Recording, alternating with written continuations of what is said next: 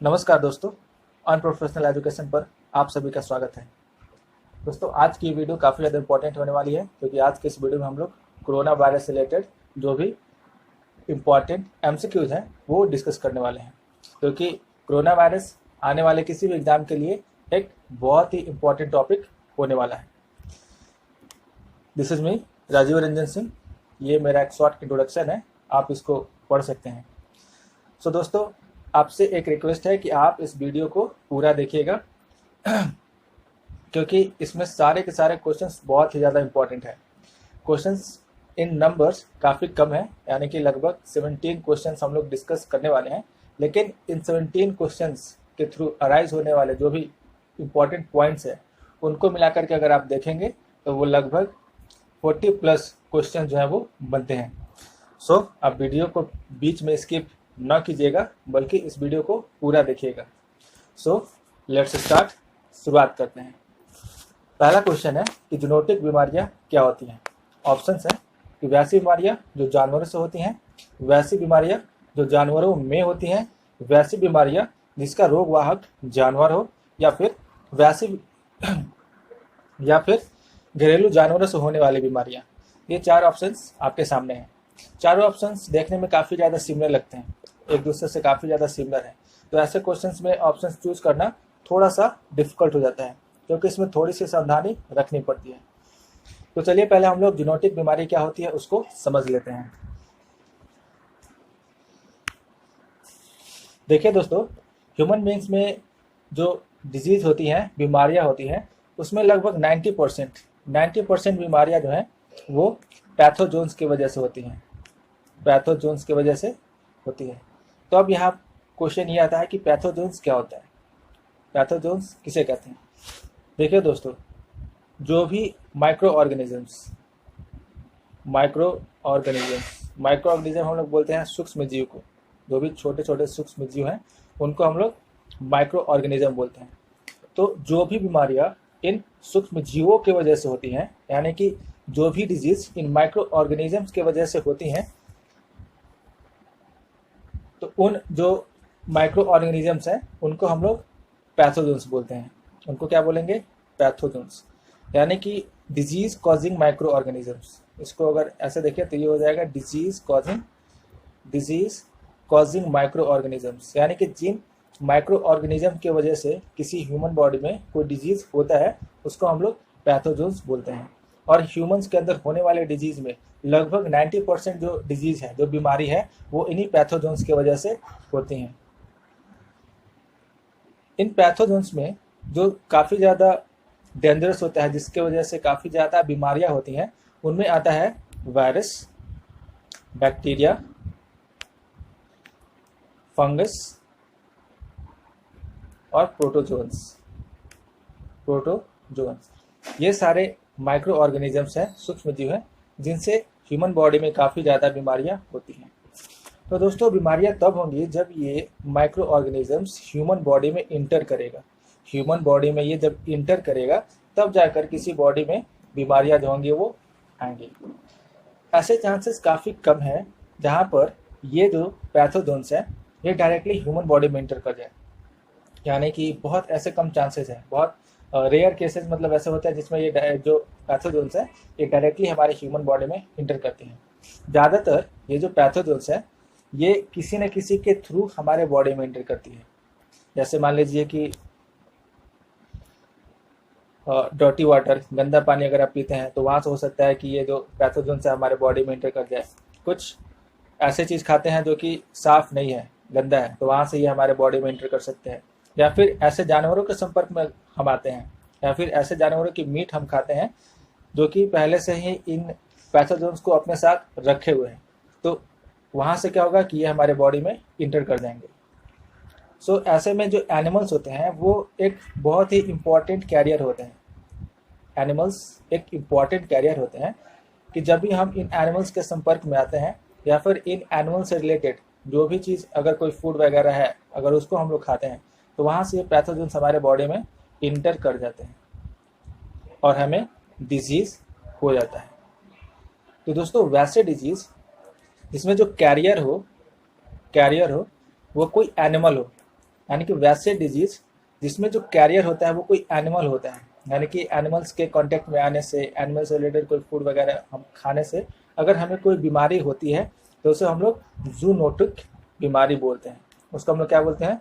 Zoonotic disease, यानी कि जानवरों से होने वाली डिजीज, यानी कि जिसमें जो कैरियर है इन पैथोजेंस का वो एक जानवर होता है, एनिमल होता है। तो वैसे डिजीज को हम लोग जूनोटिक डिजीज बोलते हैं। चलिए अब आइए एक बार फिर से ऑप्शन हम लोग देखते हैं। सो ऑप्शन था पहला कि वैसी बीमारियां जो जानवरों से होती हैं, वैसी बीमारियां जो जानवरों में होती हैं। तो जानवर में होने वाली बीमारी को तो हम लोग जूनोटिक डिजीज बोलते नहीं है, तो ये ऑप्शन तो ऐसे ही गलत हो गया। तीसरा है वैसी बीमारियां जिसका रोग वाहक जानवर हो, और चौथा है कि घरेलू जानवरों से होने वाले रोग। तो जानवर हो तो वो किसी भी तरह का एनिमल हो सकता है, ऐसा नहीं कि सिर्फ डोमेस्टिक हो यानी कि घरेलू हो, वो जंगली जानवर भी हो सकते हैं, वाइल्ड एनिमल्स, यानी किसी भी तरह के एनिमल्स हो सकते हैं। ये ऑप्शन पूरी तरीके से जो है वो सही नहीं है, यानी कि ये ऑप्शन भी है वो गलत हो गया। अब हमारे पास सिर्फ दो ऑप्शन बचते हैं, एक है कि वैसी बीमारियां जो जानवरों से होती हैं और वैसी बीमारियां जिनके रोग वाहक जानवर होते हैं। दोनों ऑप्शंस काफ़ी ज़्यादा सिमिलर हैं, क्योंकि इसमें भी जानवरों से होने वाली बीमारी की बात की जा रही है और इसमें यह कहा जा रहा है कि जो जानवर हैं वो रोग वाहक होंगे। तो इन दोनों में अगर बिल्कुल सही देखा जाए कि इन दोनों में से कौन ज़्यादा एप्रोप्रिएट है, वो आपका हो जाएगा सी, यानी कि गो। ये क्योंकि इसमें जानवरों को वो रोग वाहक बतला रहा है, कैरियर बतला रहा है, जो एक्चुअल में सही है। जानवरों से डायरेक्ट हमें कोई बीमारी नहीं होती है।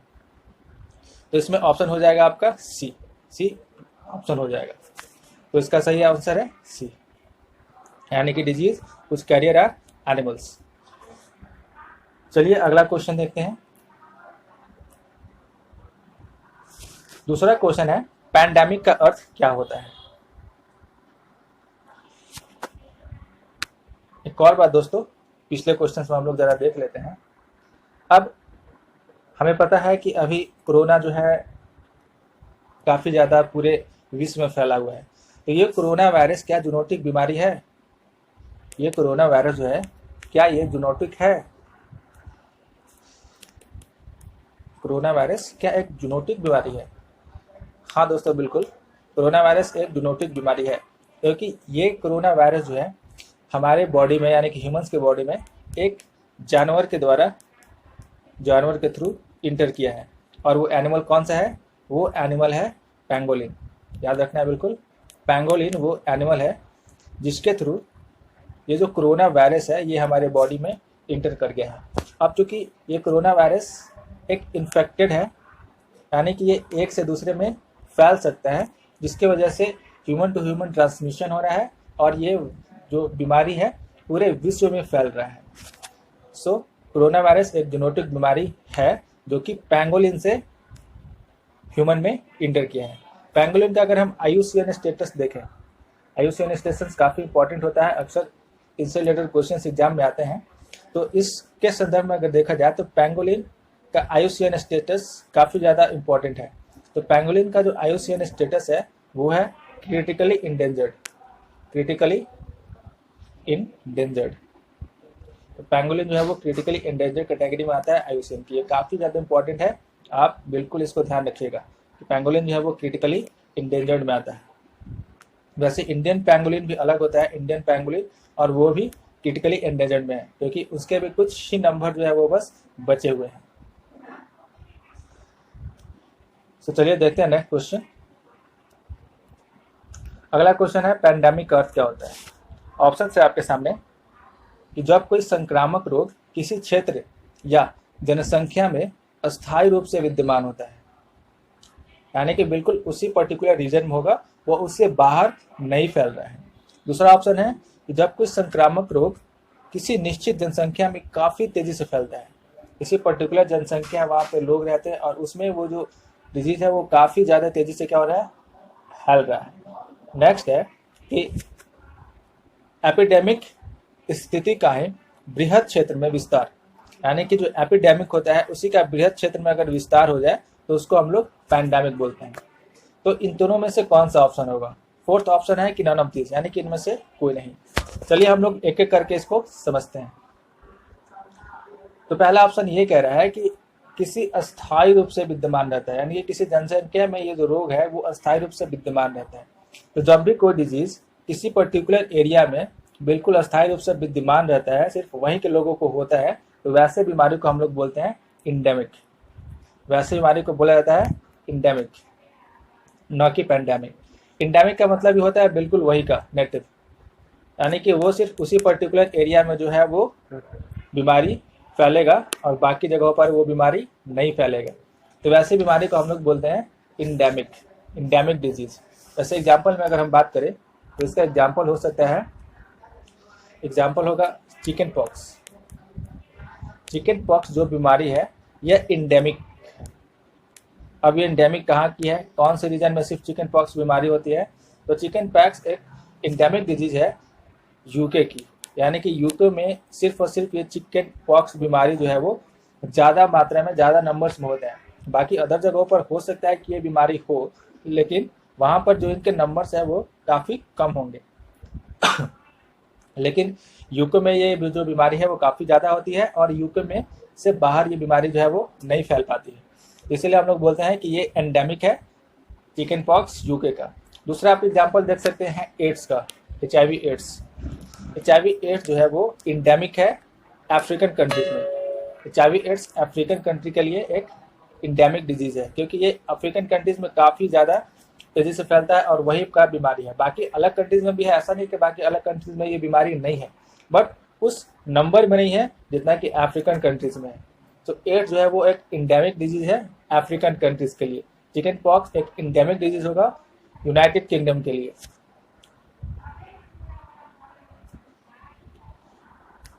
दूसरा ऑप्शन देखते हैं हम लोग, तो पहला तो बिल्कुल नहीं होगा, क्योंकि पहला जो है वो इंडेमिक की बात कर रहे हैं, जहाँ ही अस्थायी रूप से विद्यमान हुआ यानी कि एंडेमिक है। दूसरा ऑप्शन है कि जब कोई संक्रामक रोग किसी निश्चित जनसंख्या में तेजी से फैलता है, यानी कि वो अभी लार्ज स्केल पर उसका ट्रांसमिशन नहीं हुआ है, वो सिर्फ एक पर्टिकुलर रीजन में ही काफ़ी तेजी से फैल रहा है लोगों में, तो ऐसे डिजीज को हम लोग बोलते हैं एपिडेमिक। ऐसे डिजीज को हम लोग बोलते हैं एपिडेमिक, यानी कि ये पर्टिकुलर रीजन में ही फैल रहा है और काफ़ी तेजी से फैलता है, तो ऐसे डिजीज को हम लोग बोलते हैं एपिडेमिक डिजीज। जैसे एग्जांपल में अगर आप देखें तो मेनिंगोकोकल करके एक बीमारी है जो पर्टिकुलर रीजन में ही काफ़ी तेजी से फैलता है, तो वैसे हम लोग इसको, वैसे डिजीज को हम लोग बोलते हैं एपिडेमिक। तो एपिडेमिक हो गया जो पर्टिकुलर रीजन में ही काफ़ी तेजी से फैले, वैसे डिजीज को हम लोग बोलेंगे एपिडेमिक। और एंडेमिक होता है जो नेक्स्ट ऑप्शन है, वो है कि एपिडेमिक स्थिति का ही बृहद क्षेत्र में विस्तार, यानी कि एपिडेमिक, जब एपिडेमिक डिजीज वो एक से ज़्यादा कंट्रीज में फैल जाए, एक से ज़्यादा कंट्रीज में क्या हो जाए, फैल जाए, तब उस स्थिति को हम लोग बोलते हैं पैंडेमिक। जब उस स्थिति को हम लोग क्या बोलते हैं, पैंडेमिक बोलते हैं। यानी कि एपिडेमिक डिजीज ही जब एक से ज़्यादा कंट्री में फैलना शुरू हो जाए, धीरे धीरे करके एक से ज़्यादा कॉन्टिनेंट में चले जाए, तो वैसे बीमारी को हम लोग बोलते हैं पैंडेमिक। और कोरोना वायरस जो है एक पैंडेमिक बीमारी है। कोरोना वायरस एक पैंडेमिक है क्योंकि ये लगभग हर कंट्री में फैल चुका है, इसलिए कोरोना वायरस जो है वो पैंडेमिक है। तो एरिया हिसाब से या फिर ट्रांसमिशन के अकॉर्डिंग हमने ये देखा कि 3 तरह के डिजीज हो सकते हैं। एक हो सकता है इंडेमिक, दूसरा होगा एपिडेमिक और तीसरा हो सकता है पैंडेमिक। ये 3 तरह की बीमारियां हो सकती है। एपिडेमिक मतलब एक पर्टिकुलर रीजन में ही हो, वो वहाँ से बिल्कुल बाहर नहीं जाए। एपिडेमिक है कि छोटे रीजन में हो लेकिन बहुत तेज़ी से फैल रहा हो, छोटे रीजन में हो लेकिन वो बहुत तेज़ी से फैल रहा है। आप इसको कह सकते हैं कि ये पैंडेमिक का एक इनिशियल स्टेज हो जाता है। जैसे स्टार्टिंग में चाइना में कोरोना वायरस फैल रहा था, लेकिन चाइना से बाहर अभी नहीं आया हुआ था, तो जब तक वो चाइना में था, चाइना में लोगों के बीच में काफ़ी तेज़ी से फैल रहा था, तब तक कोरोना वायरस एक इंडेमिक डिजीज था। कोविड-19 क्या था, एक इंडेमिक। लेकिन जैसे ये चाइना से बाहर निकल के बाकी सारे कंट्रीज में फैलना शुरू हुआ, तो जाकर के ये क्या हो गया, एक पैंडेमिक हो गया। यानी कि एक ही कंट्री में अगर फैल रहा है, एक ही जगह पर फैल रहा है, तो वो एपिडेमिक, और जैसे ही वो वहाँ से बाहर कई सारे देशों में निकल गया तो वो हो जाएगा पैंडेमिक। सो इसका आंसर कौन सा हो जाएगा, तीसरा को, यानी कि एपिडेमिक की स्थिति का ही बृहद क्षेत्र में विस्तार जो है वो पैंडेमिक कहलाता है। चलिए अगला क्वेश्चन देखते हैं। अगला क्वेश्चन है कि कोरोना वायरस की खोज कब हुई। Corona virus was discovered in, क्या इसकी खोज 2019 में हुई, 2012, 2019, 2012, 2002 या फिर 1960। ये एक थोड़ा सा ट्रिकी क्वेश्चन है, क्योंकि अगर जिनको भी इसके बारे में जानकारी नहीं होगी तो वो सीधा सीधा 2019 ऑप्शन को टिक करेंगे और आगे निकल जाएंगे, और उनका ये क्वेश्चन दोस्तों गलत हो जाएगा। क्योंकि कोरोना वायरस की जो खोज हुई थी वो 2019 में नहीं बल्कि 1960 में हुई थी, 1960 में। 1960 में कोरोना वायरस को पहली बार पहचान किया गया था। फर्स्ट टाइम कोरोना वायरस की पहचान जो थी वो 1960 में की गई थी। देखिए दोस्तों, कोरोना वायरस की एक फैमिली है, कोरोना वायरस की एक फैमिली है जिसमें अलग अलग तरह के वायरस हैं। कोरोना वायरस फैमिली में जो टोटल वायरसेज हैं वो 7 वायरस है। 7 अलग अलग तरह के वायरस जो है वो इस फैमिली में आते हैं। इसी में जो सबसे नया वाला है जो अभी 2019 में पहचान की गई वो है नोवेल कोरोना वायरस, वो है नोवेल कोरोना। सो कोरोना वायरस की पहचान जो है वो काफ़ी पहले 1960 में ही हो चुकी है, तो इसका ऑप्शन हो जाएगा 1960 यानी कि। चलिए बाकी चीज़ें देखते हैं। तो 2019 में अभी जो है वो जिस कोरोना वायरस की पहचान की गई है वो है novel corona virus, novel corona virus. तो अभी 2019 के अगर वायरस की अगर हमको बात करना है तो हम लोग उसको नोवेल कोरोना वायरस बोलेंगे, न कि सिर्फ कोरोना वायरस। 2012 में दोस्तों एक और कोरोना वायरस की पहचान की गई थी, वो है मर्स, MERS, मर्स। मर्स की पहचान, ये भी एक कोरोना वायरस है, ये भी उसी फैमिली से बिलोंग करता है और इसकी पहचान की गई थी 2012 में। मर्स का मतलब होता है middle east respiratory syndrome, respiratory syndrome. Middle east इसलिए क्योंकि इसकी जो पहचान की गई थी, इसको जो सबसे पहले ये वायरस जहाँ से मिला था वो था सऊदी अरेबिया और उसके आसपास के एरिया में सबसे पहले ये वायरस जो है वो देखा गया था, तो इसीलिए इसको हम लोग मर्स बोलते हैं, मिडिल ईस्ट रेस्पिरेटरी सिंड्रोम। 2002 में एक और कोरोना वायरस की पहचान की गई थी, वो है सार्स। इसको सार्स बोलते हैं या फिर SARS-CoV-1 भी बोलते हैं। सार्स का मतलब होता है south severe acute respiratory syndrome. SARS का मतलब होता है सीवियर एक्यूट रेस्पिरेटरी सिंड्रोम। इसकी पहचान की गई थी 2002 में और ये भी कोरोना वायरस फैमिली से ही बिलोंग करता है। इसकी ये जो सबसे पहले ये वायरस जहाँ से मिला था वो है साउथ चाइना। ये वायरस भी चाइना से ही सबसे पहले बाहर निकला था, साउथ चाइना से। सो ये जितने भी हो गए, सार्स हो गया, मर्स हो गया, अभी का जो नोवेल कोरोना है, ये सारे कोरोना फैमिली के ही मेंबर हैं, यानी कि ये सब के सब कोरोना वायरस ही हैं। तो टोटल कोरोना वायरस फैमिली में अभी तक 7 अलग अलग तरह के कोरोना वायरस जो है वो पहचान की जा चुकी है। इसमें से अभी वाला जो नया है, जो म्यूटेट करके अपने आप को चेंज कर लिया है, वो है आपका नोवेल कोरोना वायरस, या फिर इसको SARS-CoV-2 भी बोलते हैं। इसी वायरस को हम लोग SARS-CoV, याद रखिए दोस्तों, SARS-CoV-2 भी बोला जाता है अभी का जो कोरोना वायरस है, यानी कि जो नोवेल कोरोना वायरस है। तो दोस्तों इस क्वेश्चन से हम लोगों ने 3 चीज़ें सीख ली। पहला कि कोरोना वायरस जो है वो कोरोना वायरस फैमिली की बात करता है, कोरोना वायरस फैमिली। इस फैमिली में टोटल 7 अलग अलग तरह के कोरोना वायरसेज हैं, इसमें से कि अभी हाल में जो 2019 में पूरे विश्व में फैला है वो है आपका नोवेल कोरोना वायरस। उसके अलावा एक सार्स कोरोना वायरस भी होता है जिसकी पहचान की गई थी 2002 में, और उसके अलावा एक है मर्स और इसकी पहचान की गई थी 2012 में। सार्स की पहचान की गई थी साउथ चाइना में और मर्स की पहचान की गई थी मिडिल ईस्ट, यानी कि सबसे पहले सऊदी अरेबिया में इस वायरस को देखा गया था। और वैसे कोरोना वायरस की खोज कब हुई थी? वो हुई थी 1960 में। चलिए अगला क्वेश्चन देखते हैं। अगला क्वेश्चन काफ़ी सिंपल हो गया क्योंकि पिछले क्वेश्चन में हम लोगों ने काफ़ी सारी चीज़ें हैं वो डिस्कस कर ली हैं। नेक्स्ट क्वेश्चन है कि मर्स और सार्स किस वायरस परिवार के हिस्से हैं? तो आप इस क्वेश्चन का काफ़ी आसानी से आंसर कर सकते हैं क्योंकि ये जो है कोरोना वायरस का ही एक हिस्सा है, यानी कि कोरोना वायरस की जो फैमिली है उसी के ये दोनों क्या है, एक मेंबर है।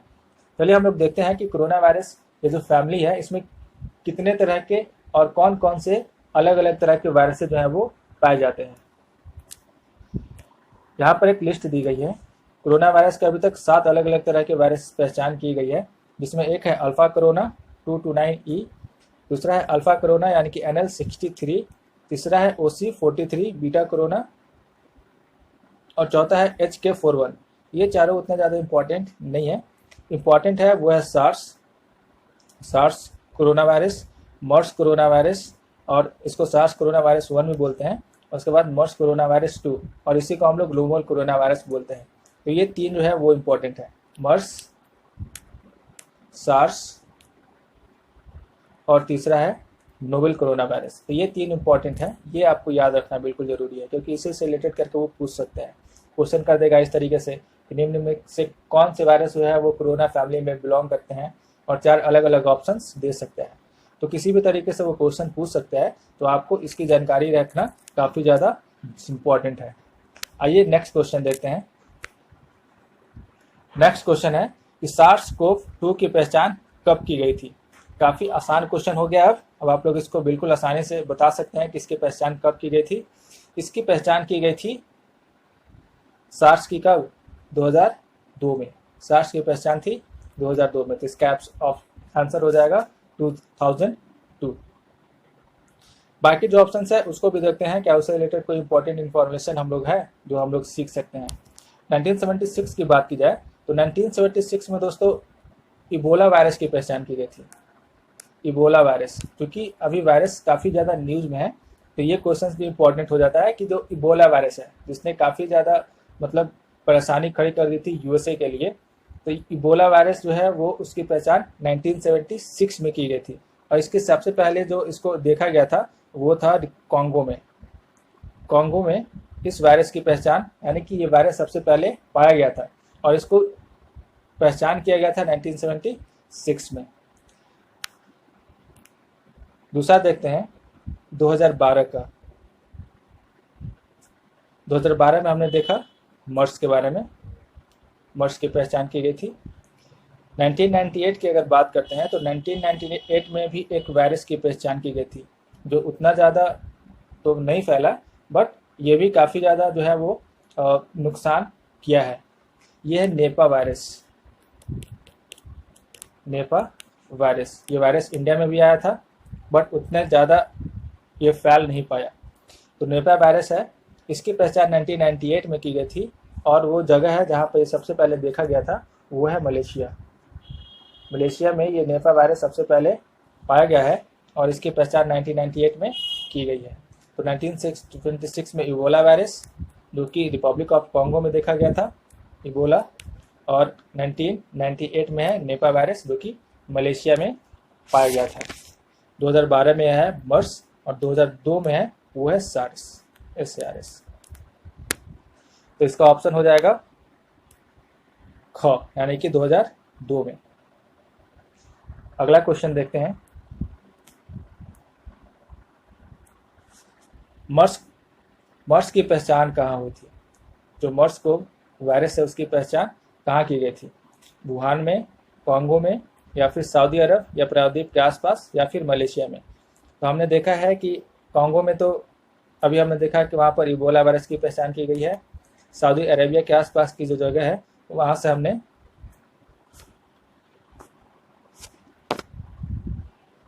हमने पाया है मर्स को, मिडिल ईस्ट।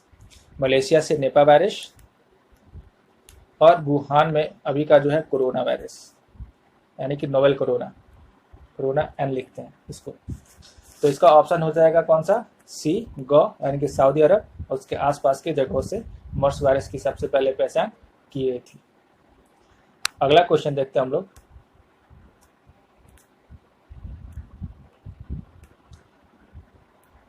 नेक्स्ट क्वेश्चन है, नोवेल कोरोना वायरस से होने वाली बीमारी में कौन सा अंग प्रभावित होता है। नोवेल कोरोना मतलब 2019 में जिस कोरोना वायरस की पहचान की गई है। तो जब नोवेल कोरोना होता है तो हमारे शरीर का कौन सा अंग जो है वो अफेक्टेड होता है। ऑप्शंस देखते हैं। पहला ऑप्शन है फेफड़ा, दूसरा है मस्तिष्क, तीसरा है प्रतिरोधी क्षमता। प्रतिरोधी क्षमता का मतलब इम्यून सिस्टम, और चौथा है कि नॉन ऑफ दीज, यानी कि कोई नहीं। तो कोरोना वायरस से हमारे फेफड़े प्रभावित होते हैं, क्योंकि कोरोना वायरस बीमारी में क्या होता है कि हमें सांस लेने में काफ़ी ज़्यादा तकलीफ होती है। और जहाँ सांस लेने में तकलीफ की बात हुई तो उससे रिलेटेड जो ऑर्गन है वो है लंग्स यानी कि फेफड़ा। तो इसका ऑप्शन हो जाएगा फेफड़ा यानी कि लंग। यानी कि नोवल कोरोना वायरस से कौन सा अंग प्रभावित होता है? तो वो होता है लंग्स। मस्तिष्क में दोस्तों, मस्तिष्क को प्रभावित करने वाली जो बीमारी है वह है मेनिंजाइटिस। मेनिंजाइटिस में मस्तिष्क प्रभावित होता है। प्रतिरोधी क्षमता की बात करें तो इसको प्रभावित करने वाली जो बीमारी है वो है HIV एड्स। HIV एड्स हमारे इम्यून सिस्टम को काफ़ी ज़्यादा कमज़ोर कर देती है। इससे क्या होता है कि हमें अलग अलग तरह की बीमारियां जो है वो काफ़ी आसानी से पकड़ लेती है। सो इसका ऑप्शन है आपका ए यानी कि लंग्स। अगला क्वेश्चन देखते हैं। नेक्स्ट क्वेश्चन है कि WHO ने कोरोना वायरस को वैश्विक महामारी कब घोषित किया? ऑप्शंस है 11 मार्च 2020, 11 फरवरी 2020, 9 फरवरी 2020 या फिर 30 जनवरी 2020। आइए हम लोग देखते हैं कि कोरोना वायरस से रिलेटेड जो डेवलपमेंट है वो कैसे कैसे हुआ है। देखिए, कोरोना वायरस से रिलेटेड जो सबसे पहले इसकी जानकारी मिली वो था, या फिर इससे रिलेटेड जो सबसे पहला हमें मरीज मिला था वो चाइना में मिला था 26 दिसंबर को। 26 दिसंबर को जहाँ तक जानकारी है कि 26 दिसंबर को चाइना में सबसे पहला कोरोना वायरस का मरीज जो है वो मिला था। उसके बाद जब इस वायरस को चाइना में स्टडीज़ किया गया था और उसकी रिपोर्ट WHO को दी गई थी, तो WHO ने 9 जनवरी को यानी कि 9 जनवरी को इसका नाम जो है वो नोवेल कोरोना रखा। इसका नाम नोवेल कोरोना रखा।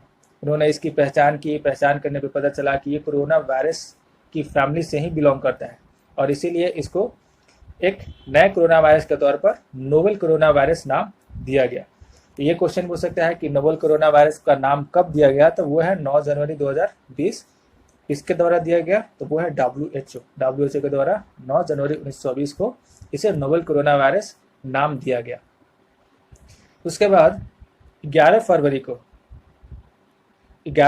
को WHO ने इस वायरस से होने वाली बीमारी को यानी कि नोवेल कोरोना वायरस से होने वाली बीमारी को नाम दिया कोविड-19। यानी कि ये जो वायरस है उसका नाम है नोवेल कोरोना वायरस और इसके वजह से जो बीमारी हमें होती है वो है कोविड-19। नॉर्मली क्या होता है कि लोग ऐसे ही बोल देते हैं कि इनको कोरोना हो गया है, लेकिन उसको कोरोना बीमारी नहीं होती है। उसको जो एक्चुअल बीमारी होती है उसका नाम है कोविड-19।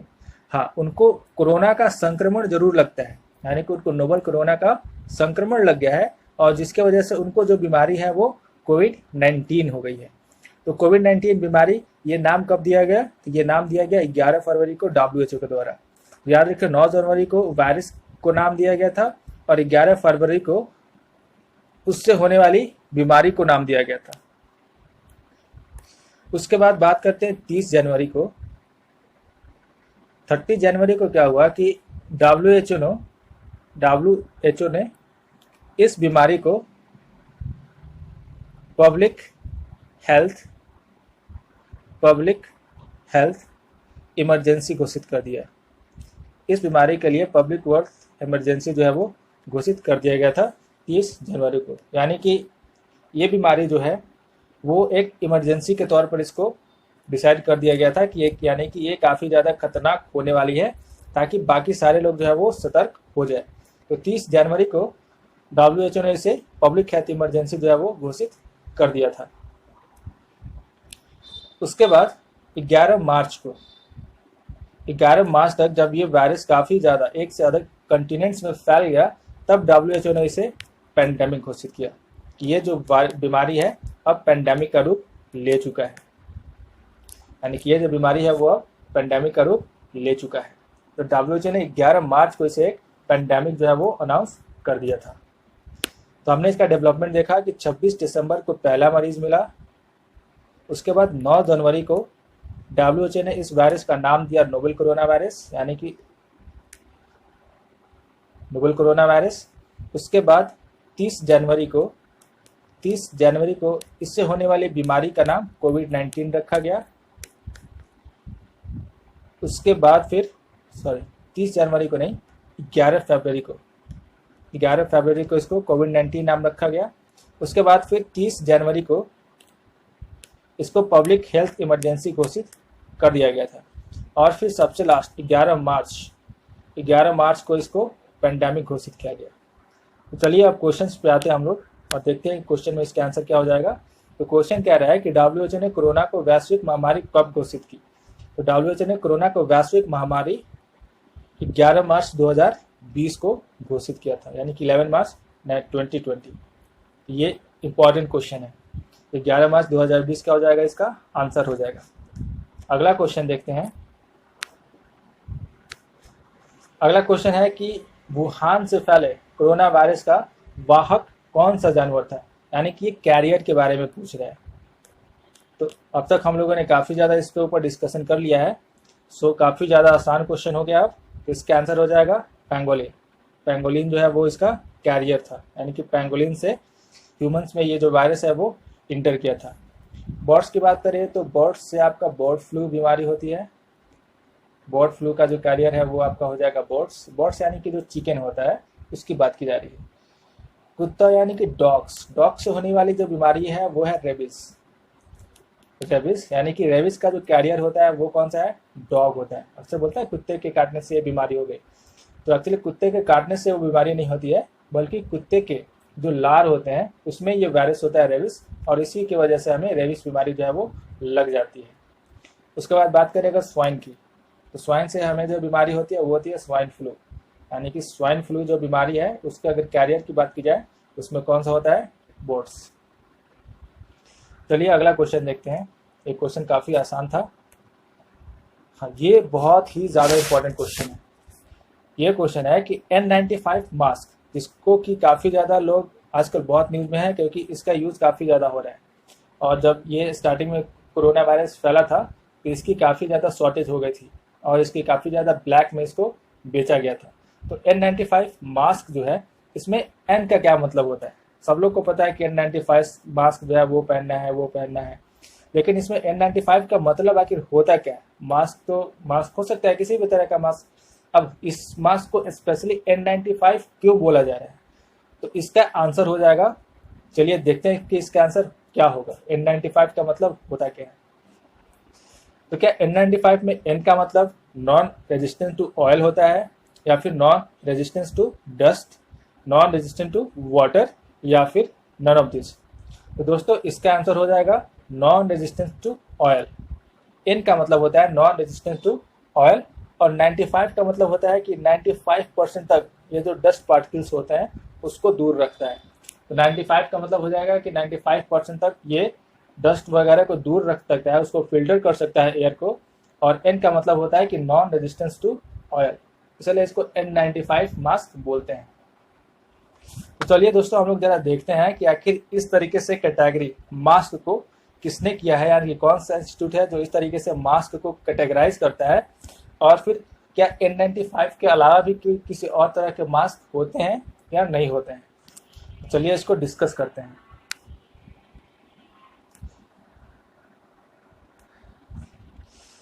देखिए दोस्तों, जो मास्क होते हैं वो एक सेफ्टी इंस्ट्रूमेंट है, यानी कि उसको सेफ्टी के लिए यूज़ किया जाता है। तो जहाँ भी माइनिंग वगैरह होता है या फिर अलग तरह की इस तरीके से एक्टिविटीज़ होती है जहाँ की जो हवा है वो काफ़ी ज़्यादा पॉल्यूटेड हो जाती है, तो वैसे जगहों पर मास्क लगाना जो होता है वो काफ़ी ज़्यादा इम्पॉर्टेंट होता है, और उन्हीं के लिए अलग अलग तरह के मास्क जो है वो बनाए गए हैं। तो मास्क का जो लेवल अलग अलग तरह का ये किया गया है, वो किया जाता है NIOSH, जो कि एक US का इंस्टीट्यूट है उसके द्वारा। तो NIOSH का मतलब होता है national institute of occupational safety for health. NIOSH का मतलब हो जाएगा national institute for occupational safety of health, यानी कि जहाँ भी सेफ्टी की बात होती है तो ये इंस्टीट्यूट जो होता है वो वहाँ पर मतलब पिक्चर में आ जाता है, क्योंकि यही सारी चीज़ों को कैटेगराइज करता है।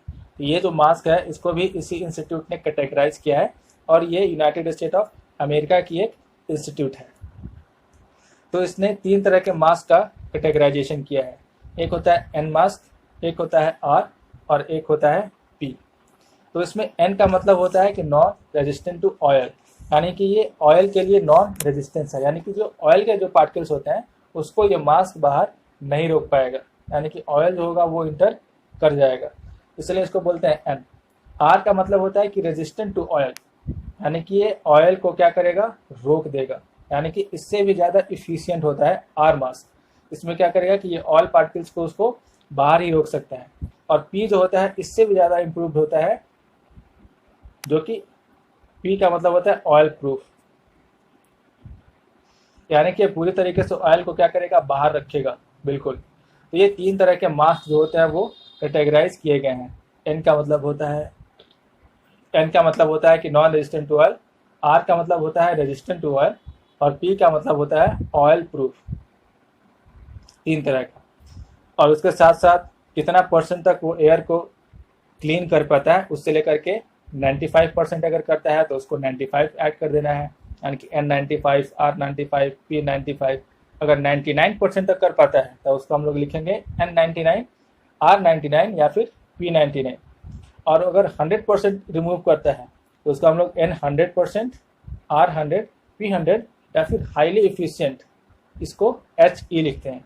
तो ये मास का क्लासिफिकेशन हुआ, मास को इस तरीके से क्लासीफाई किया गया है। तो इसमें एन का मतलब क्या हो जाएगा, नॉन रेजिस्टेंट टू ऑयल।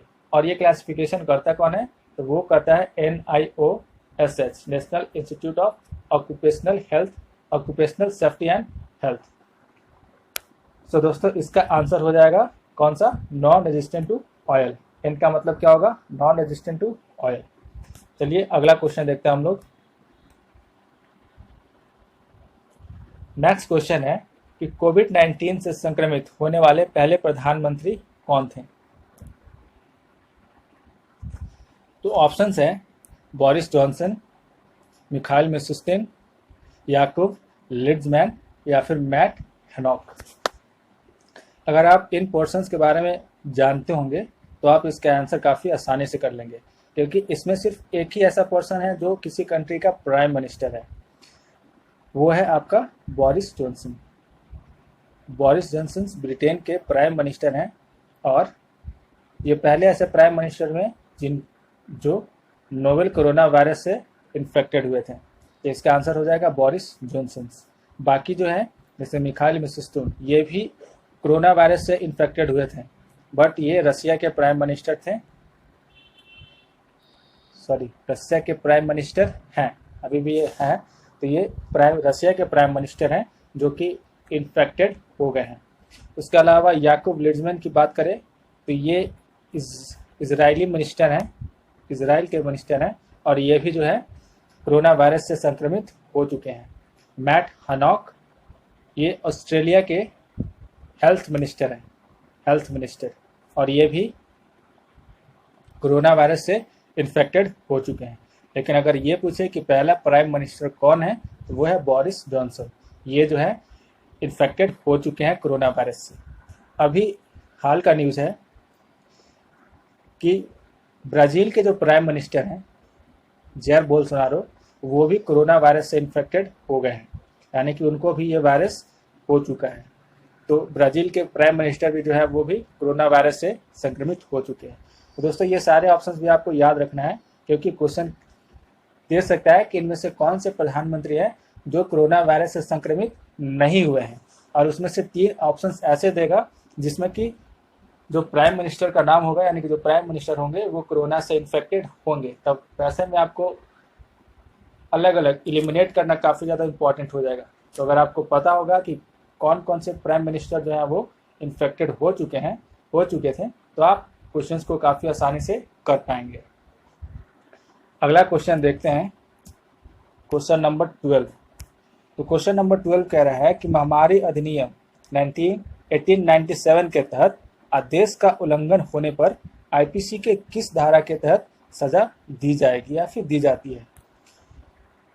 तो दोस्तों जैसे इंडिया में कोरोना वायरस फैलना शुरू हुआ तो गवर्नमेंट ने एपिडेमिक एक्ट यानी कि महामारी अधिनियम एपिडेमिक एक्ट 1897 जो है वो लागू कर दी।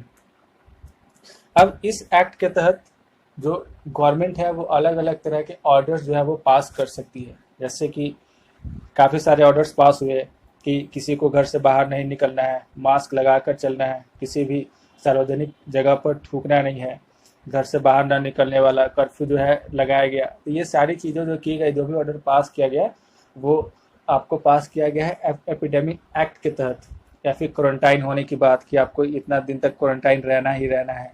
तो ये सारे जो है वो इसी एपिडेमिक एक्ट के तहत ऑर्डर पास किया गया। तो अगर कोई पर्सन इन सारे ऑर्डर्स को फॉलो नहीं करता है, इन ऑर्डर्स को वो तोड़ देता है, तो उसके तहत जो उसके ऊपर जो होगी वो लीगल एक्शन लिया जा सकता है, और वो लीगल एक्शन जो होगा इसी एक्ट के तहत लिया जाएगा।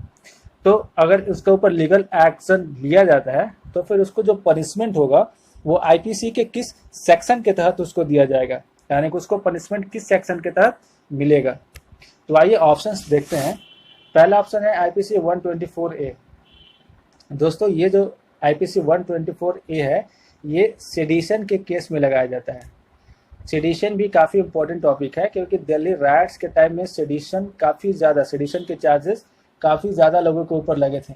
तो सेडिशन के अंदर किस एक्ट के तहत, किस सेक्शन के तहत पनिशमेंट दी जाती है वो इम्पॉर्टेंट हो जाता है। तो 124 जो है वो सेडिशन के लिए है।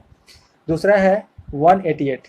दोस्तों 188 ही वो सेक्शन है जिसमें कि एपिडेमिक एक्ट के तहत सज़ा दी जाती है, यानी कि आईपीसी 188। तो इसका आंसर हो जाएगा आईपीसी सेक्शन 188। यानी कि 188 के तहत क्या होगा कि उस पर्सन को जो कि ऑर्डर जो पास किया गया है उसको फॉलो नहीं करता है, उसको आईपीसी सेक्शन 188 के तहत क्या की जाएगी, पनिश किया जाएगा। बाकी सारे ऑप्शंस भी हम लोग देख लेते हैं। जैसे आईपीसी है 377।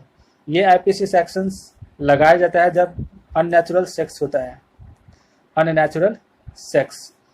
तो उस केस में जो है, जैसे कि LGBTQ का जो केस आया था अभी पूरा LGBTQ, तो अननेचुरल सेक्स के लिए जो आईपीसी सेक्शंस लगाया जाता है वो है आर्टिकल आईपीसी सेक्शन 377। बात करते हैं आईपीसी सेक्शन 309। तो ये भी एक इम्पॉर्टेंट सेक्शन हो जाएगा। क्यों? क्योंकि ये होता है क्राइम पनिशमेंट अगेंस्ट सुसाइड, यानी कि इस सेक्शन के तहत जो सुसाइड है उसको एक क्राइम बोला गया है। यानी कि अगर कोई सुसाइड करता है तो वो एक क्राइम कर रहा है। अगर कोई सुसाइड करता है तो वो क्या बोला जाएगा कि उसने एक क्राइम किया है। और अगर सुसाइड करने के बाद वो बच गया तो उसको ऊपर इसी सेक्शन के तहत सज़ा उसको दी जाएगी।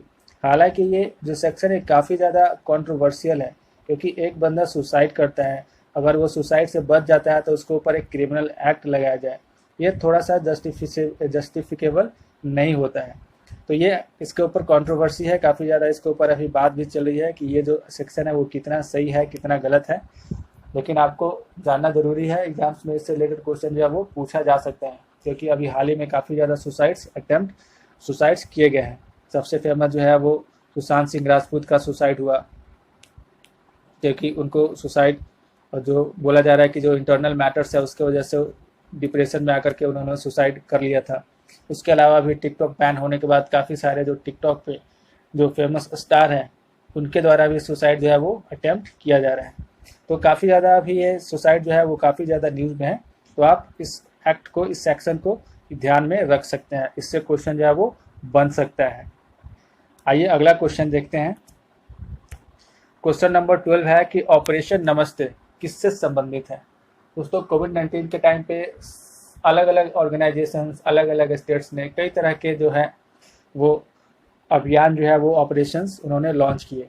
जैसे अलग अलग स्टेट्स हो गया, उन्होंने अपना अलग अलग अभियान लॉन्च किया, या फिर कोई ऑर्गेनाइजेशन है उसने अपना अभियान लॉन्च किया है काफ़ी सारे।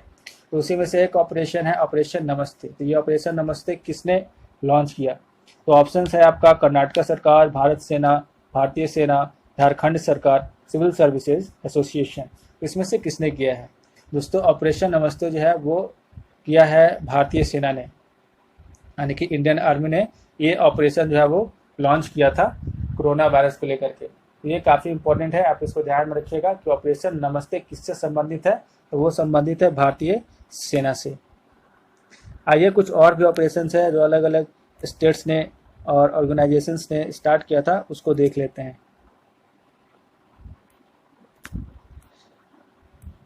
तो सबसे पहला है कोरोना कवच ऐप। कोरोना कवच ऐप जो है वो केंद्रीय इलेक्ट्रॉनिक और सूचना प्रौद्योगिकी मंत्रालय यानी कि माइटी ने, माइटी बोलते हैं इसको शॉर्ट फॉर्म में, ministry of electronic and information technology, तो उसने जो अभियान चलाया था वो है कोरोना कवच ऐप। दूसरा है केरला सरकार का यानी कि केरला गवर्नमेंट का। तो केरला गवर्नमेंट ने जो ऑपरेशन चलाया है, अभियान चलाया है, वो है ब्रेक द चेन यानी कि कड़ी को तोड़ने की बात की गई है। यानी कि केरला गवर्नमेंट के द्वारा जो अभियान चलाया गया है वो है ब्रेक द चेन। दिल्ली सरकार ने ऑपरेशन चलाया था ऑपरेशन सील्ड, यानी कि ऑपरेशन सील्ड किससे रिलेटेड है तो वो है दिल्ली गवर्नमेंट। पुडुचेरी सरकार का है नाडी, NAADI ऐप, नाडी ऐप उसने लॉन्च किया था पुडुचेरी सरकार ने, पुडुचेरी गवर्नमेंट ने। झारखंड सरकार का है प्रज्ञाम ऐप, उसने लॉन्च किया झारखंड सरकार ने। अरुणाचल प्रदेश का है कोविड केयर ऐप। बिहार सरकार का है बिहार कोरोना सहायता ऐप। दोस्तों आप इस पूरे लिस्ट को अच्छे से एक बार पढ़ लीजिए क्योंकि ये काफ़ी इंपॉर्टेंट है। इसमें जो इम्पोर्टेंट है, जैसे 5T योजना है, ये किसने चलाया तो वो है दिल्ली सरकार का है। आरोग्य सेतु ऐप वो है भारत सरकार का। उसके अलावा तो सिविल सर्विसेज एसोसिएशन का है वो है करुणा किसने लॉन्च किया तो वह सिविल सर्विस एसोसिएशन ने। तो ये सारे के जो अलग अलग तरह के अभियान लॉन्च किए गए हैं वो काफ़ी इंपॉर्टेंट है। आप इसको सब क्या कीजिएगा, अच्छे से पढ़ लीजिएगा। भारतीय सेना का ऑपरेशन नमस्ते, लाइफलाइन उड़ान है, ये भारतीय विमान मंत्रालय का है। या फिर अभी वंदे भारत अभियान जो चलाया गया था, वंदे भारत, तो ये सिविल एसोसिएशन है हमारी जो उसने लॉन्च किया था। तो ये सारे अभियान जो है वो काफ़ी एग्जाम्स को लेकर ये काफ़ी इंपॉर्टेंट है, आप इन सबको अच्छे से कवर कर लीजिएगा। चलिए हम लोग अगले क्वेश्चन की ओर बढ़ते हैं। अगला क्वेश्चन है कि कोविड-19 के इलाज में प्रयोग होने वाली कौन सी दवा प्रति विषाणु है, यानी कि इनमें से कौन सी दवाइयाँ हैं। देखिए कोविड-19 के लिए अभी कोई दवाई तो वैसे बनी नहीं है, लेकिन अलग अलग तरह की दवाइयाँ जो है उसको यूज़ किया जा रहा है। तो उसी में से कुछ दवाइयाँ ऐसी हैं जो काफ़ी इंटरनेशनल लेवल पर चर्चा में रही हैं, तो उसी से रिलेटेड ये क्वेश्चन है। तो इसमें से हमको बताना है कि कौन सी दवा जो है वो एंटीवायरल है, एंटीवायरल ड्रग, क्योंकि सारी दवाइयाँ जो है वो एंटीवायरल नहीं थी, कुछ दवाइयाँ कुछ और प्रकार की थी जिसको कि इसमें यूज़ किया गया था। तो जो एंटीवायरल ड्रग है वो है आपका रेमडेसिविर जो यूज़ किया गया है दवा, ये एंटीवायरल है। हाइड्रोक्सीक्लोरोक्विन भी काफ़ी ज़्यादा न्यूज़ में थी क्योंकि इंडिया ने काफ़ी मात्रा में अलग अलग देशों में इस दवा का सप्लाई किया था, लेकिन हाइड्रोक्सीक्लोरोक्विन जो है वो एक एंटीवायरल ड्रग नहीं है, ये एक एंटी मलेरियल ड्रग है। एंटी मलेरियल ड्रग, ये मलेरिया के लिए यूज़ किया जाता है। तो ये एक एंटीवायरल नहीं बल्कि एंटी मलेरियल ड्रग है। हालांकि देखा गया कि ये काफ़ी ज़्यादा एफिशिएंट थी वायरस को मारने के लिए, बट बाद में WHO ने इसके यूज़ को मना कर दिया कि ये जो हाइड्रोक्सीक्लोरोक्विन है ये इफेक्टिव नहीं है, आप इसका यूज़ न करें। कोवैक्सीन की अगर बात करें तो कोवैक्सीन दोस्तों ये एक दवा नहीं है बल्कि ये एक वैक्सीन है, वैक्सीन, और वो भी इसका ह्यूमन ट्रायल जो है अभी हो रहा है। इंडिया की तरफ से सबसे पहले ह्यूमन ट्रायल के लिए जाने वाली जो वैक्सीन है, वैक्सीन कंटेंडर है, वो है कोवैक्सीन। कोवैक्सीन जो है वो पहली इंडिया की वैक्सीन है जिसका ह्यूमन ट्रायल जो है वो स्टार्ट किया जा चुका है। कोवैक्सीन को जो बनाया है वो सीरम इंस्टीट्यूट और साथ ही साथ भारत बायोटेक ने मिलकर के इसको डेवलप किया है। तो ये अभी ह्यूमन ट्रायल में जाने वाली भारत की पहली वैक्सीन है। कोरोनिल की बात करें तो कोरोनिल जो है वो ना ही दवा है ना ही वैक्सीन है। कोरोनिल को इम्यून बूस्टर के तौर पर मार्केट में इजाज़त मिली है। कोरोनिल दोस्तों पता है कि ये रामदेव बाबा की जो कंपनी है पतंजलि, उसने लॉन्च किया था, और लॉन्च होने के साथ ही इसके ऊपर काफ़ी ज़्यादा कंट्रोवर्सी हो गई क्योंकि इसको कोरोना वायरस की दवा के तौर पर इसको लॉन्च किया गया था, लेकिन बाद में जो ICMR है और बाकी जो आयुष मंत्रालय है उसने इसको दवा के तौर पर नहीं बल्कि एक इम्यून बूस्टर के तौर पर इसको मार्केट में लॉन्च करने की इजाज़त दी है। तो कोरोनिल जो है वो एक दवा नहीं है बल्कि एक इम्यून बूस्टर है, इसको दवा के तौर पर नहीं बल्कि इम्यून बूस्टर के तौर पे मार्केट में जगह मिली है। अगला क्वेश्चन देखते हैं हम लोग। नेक्स्ट क्वेश्चन है कि 1966 में सीरम इंस्टीट्यूट ऑफ वायरोलॉजी की स्थापना किसने की। देखिए दोस्तों अभी कुछ इंस्टीट्यूशंस काफ़ी ज़्यादा न्यूज़ में है, जैसे कि आपका ICMR हो गया, उसके अलावा सीरम इंस्टीट्यूट ऑफ इंडिया है, सीरम इंस्टीट्यूट ऑफ वायरोलॉजी है, इसके अलावा आपका भारत बायोटेक है, कुछ फार्मा कंपनीज भी काफ़ी ज़्यादा न्यूज़ में है। तो इन सब के ऊपर कम से कम थोड़ा बहुत जो बेसिक इन्फॉर्मेशन है वो आपको होना काफ़ी ज़्यादा इम्पोर्टेंट है। तो आइए इस क्वेश्चन को देखते हैं कि 1966 में सीरम इंस्टीट्यूट ऑफ वायरोलॉजी को किसने इस्टेब्लिश किया था। तो आपके सामने ऑप्शंस है कि साइप्रस पूनावाला, साइरस मिस्त्री, दिलीप सांघवी या फिर इनमें से कोई नहीं। देखो दोस्तों, ये जो दिलीप सांघवी है ये एक फार्मा टाइकून है, यानी कि बहुत बड़े फार्मेसी बिजनेस होता है उसके बहुत बड़े बिजनेसमैन हैं, इसको फार्मा टाइकून बोलते हैं। साइरस मिस्त्री भी एक बिजनेसमैन है, ये टाटा के चेयरमैन भी रह चुके हैं और हाल ही में टाटा के साथ इनका कुछ कंट्रोवर्सी भी रहा है साइरस मिस्त्री का। और साइप्रस पूनावाले, इन्होंने ही सीरम इंस्टीट्यूट ऑफ वायरोलॉजी की स्थापना की थी। सीरम इंस्टीट्यूट ऑफ वायरोलॉजी को जो फाउंडेशन इसको जो बनाया गया था वो साइप्रस पूनावाला के द्वारा ही इसको बनाया गया है। इसका ऑप्शन हो जाएगा ए, साइप्रस पूनावाला। इन्होंने ही सीरम इंस्टीट्यूट को जो है वो स्टैब्लिश किया है। अगला क्वेश्चन देखते हैं हम लोग, भारत बायोटेक की स्थापना कब हुई। भारत बायोटेक को कब स्टैब्लिश किया गया था। दोस्तों भारत बायोटेक को 1966 में स्टैब्लिश किया गया था। भारत बायोटेक को 1966 में जो है वो स्टैब्लिश किया गया था। एक मिनट दोस्तों, ज़रा मैं इसको कंफर्म कर लूँ क्योंकि ये थोड़ा सा मुझे गलत लग रहा है, इसको कंफर्म कर लिया जाए। हाँ दोस्तों, ये 1966 नहीं होगा बल्कि 1996 होगा, ठीक है। यानी कि 1996 में भारत बायोटेक की स्थापना की गई थी, 1996 न कि 1966। थोड़ा सा मिसप्रिंट है ये, इसका ऑप्शन होगा 1996 में भारत बायोटेक की स्थापना की गई थी। चलिए अगला क्वेश्चन देखते हैं हम लोग। नेक्स्ट क्वेश्चन है कि ICMR का पूरा फुल फॉर्म क्या है, यानी कि इसका पूरा नाम क्या है। पहला ऑप्शन है कि Indian institute of medical science, दूसरा है कि Indian commission of medical research, Indian council of medical research या फिर नन ऑफ दिस। तो इसका ऑप्शन हो जाएगा C, Indian council of medical research. ये मिनिस्ट्री ऑफ हेल्थ के अंदर काम करता है, ministry of health and family welfare के अंदर काम करता है और ये एक हेड डिपार्टमेंट है जो कि सारी मेडिकल से रिलेटेड जो भी चीज़ें हैं वो उसको देखता है, चाहे किसी भी तरह की वैक्सीन को अलाउ करना हो, मेडिसिन अलाउ करना हो, जो भी चीज़ है वो ICMR ही करता है, Indian council of medical research. तो इसका ऑप्शन हो जाएगा सी। सो दोस्तों ये थे कुछ इंपॉर्टेंट क्वेश्चंस कोरोना वायरस से रिलेटेड जो कि एग्जाम्स में आने के काफ़ी ज़्यादा संभावना है, जो कि एग्जाम्स में आ सकते हैं। इसके अलावा भी कुछ क्वेश्चंस हैं जो कि इसमें लिखा हुआ नहीं है, लेकिन चलिए उसको डिस्कस कर लेते हैं। जैसे कि अभी एक डिजीज़ ऐसा है जो कि पूरी दुनिया से वर्ल्ड वाइड उसको समाप्त किया जा चुका है, वर्ल्ड वाइड वो इरेडिकेट हो गया है और वो है आपका स्मॉल पॉक्स जो डिजीज़ था वो पूरी दुनिया से इसको ख़त्म कर दिया गया है, यानी कि पूरी दुनिया जो है अब स्मॉल पॉक्स फ्री हो गया है। हाल ही में इंडिया जो है वो पोलियो फ्री हुआ है, पोलियो से इंडिया को इरेडिकेट किया जा चुका है बिल्कुल। 2014 में इसको पूरी तरीके से समाप्त कर दिया गया है। तो इंडिया में लगभग 4 ऐसे डिजीज़ हैं जो कि इंडिया अब बिल्कुल उनसे फ्री हो चुका है। तो आप इसको गूगल कर लीजिएगा, 4 अलग अलग तरह के डिजीज़ हैं जो कि बिल्कुल इंडिया से अब समाप्त हो चुके हैं। एक तो आपका हो गया स्मॉल पॉक्स, एक है पोलियो, इसके अलावा एक जौ करके बीमारी थी, जौ करके, वो भी इंडिया से बिल्कुल अब समाप्त हो चुकी है। तो ये कुछ है बीमारियां जो कि अब पूरी तरीके से समाप्त हो चुकी है, तो इसके बारे में भी जानकारी रखना इंपॉर्टेंट है, इससे भी क्वेश्चंस आ सकते हैं।